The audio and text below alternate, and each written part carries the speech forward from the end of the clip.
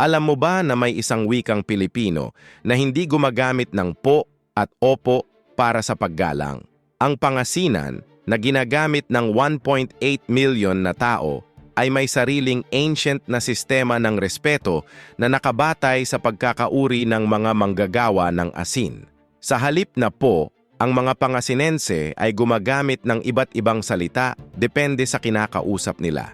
Kung magsasalita ka sa salt farmer, ibang vocabulary ang gagamitin mo.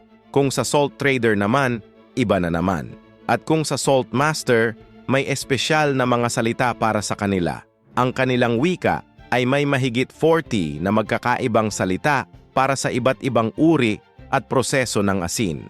Meron din silang unique na counting system na nakabatay sa sukat ng asin. Dahil sa kanilang coastal location, naging kakaiba ang kanilang grammar na hindi makikita sa ibang lugar. Ang pinaka-amazing dito, dahil sa kanilang resistance sa Spanish influence, na preserba nila ang pinakamatandang respect system sa buong Pilipinas. Isang treasure ng aming linguistic heritage na dapat nating makilala.